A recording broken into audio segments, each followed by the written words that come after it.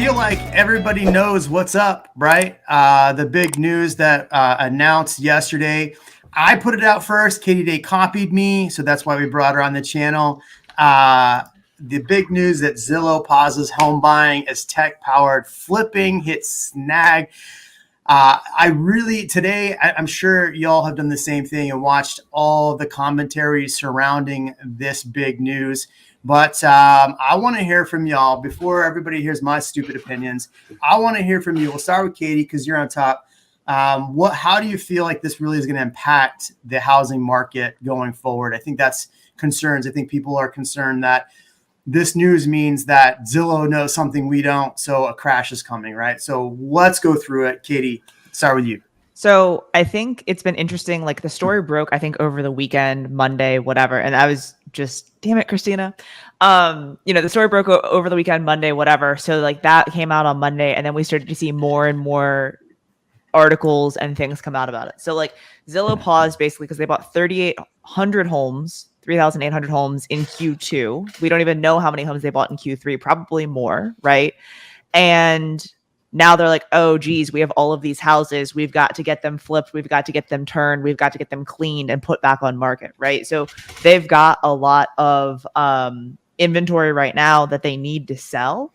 But every other iBuyer has basically come out with their hand raised saying, I'm not sure what's happening with Zillow, but we're still buying. So sell your homes to us. That was my entire message was like, hey, if you need a cash offer, I have buyers, I have investors, we have cash, we'll figure something out. Like, let's at least talk, right? So I think that it's a pause. I think they're trying to get their ducks in a row and we'll come back and buy more probably in Q1, right? But I think that they're like, okay, we have a lot of inventory. We need to free up some cash and figure out what we're doing with all of these houses and get them sold. And once they do that, I think they're going to be back buying, maybe not as fervently as they were earlier, this year. But I think it's only a matter of time. All right, so gentlemen, let's hear from your take regarding the whole Zillow. Like I was going to try to say something funny, but I can't even say it. Zillowgate. Zillowgate. There you go. That's not really what I was thinking of. I don't know. I mean, I think the timing is weird.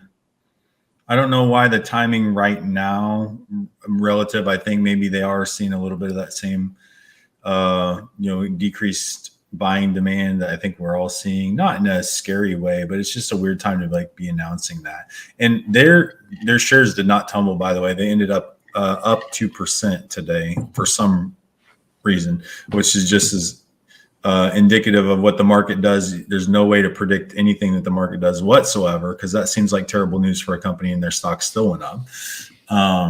But the thing I saw, like you said, they acquired the 3,800 homes, only sold 2,000. That's not a good,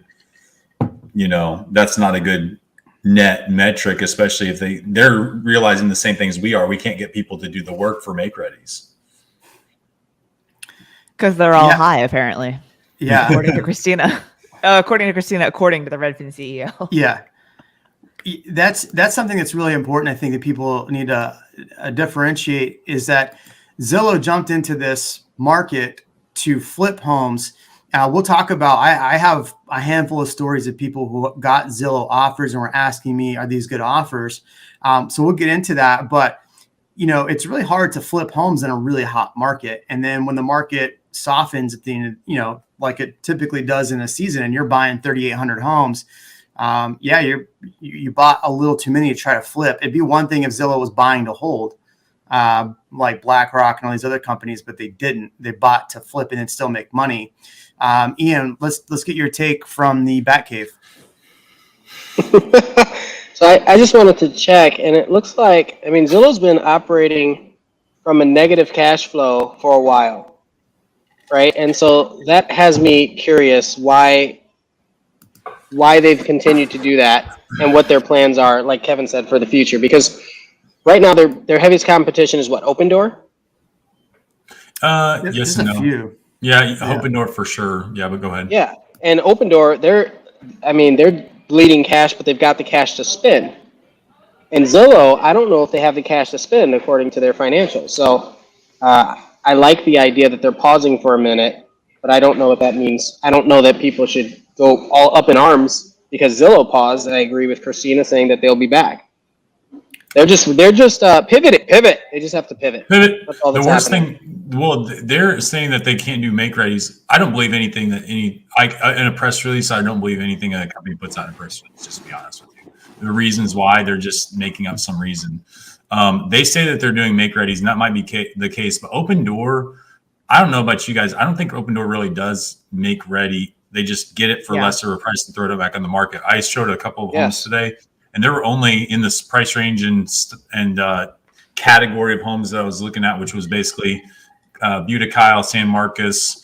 Of the like 8 homes that were available, 2 of them were actually Open Door homes that were still on the market. So it just goes to show you, like, they don't have much pride of product at the end of the day. And maybe Zillow is trying to be pride of product, and that's why they're trying to do make readies versus just throwing them on the market. But the thing that scares me a little bit is what do we do if, okay, I'll say this.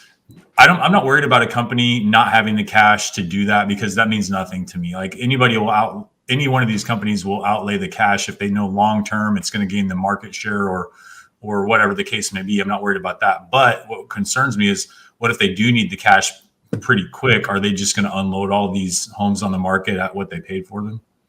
So I'm going to say it here first. Brand shift. They are going to completely shift the way they operate their business, and they're going to come back out with a completely new product, probably first quarter of 2022. What do you think, though? My guess. He's like, I don't have the product. I'm just letting you know it's going to happen. Well, the reason why I say that is because Zillow is kind of notorious for, all we're going to do is get your data and sell it, right, to the realtors that'll pay the most. Like, that's what they do. And right now, privacy is such a big concern. Google just announced their Pixel phones today, all about privacy. Apple, all about privacy. Zillow's trying to brand themselves as a tech company. Facebook's getting brought through the ringer. Mm-hmm. They need to do something, because they can't just be Open Door. Mm-hmm. Mm-hmm. Thanks for watching this short of the REALMigos podcast. For more live streams, hit here. For more clips, hit here. We'll catch you on the next one.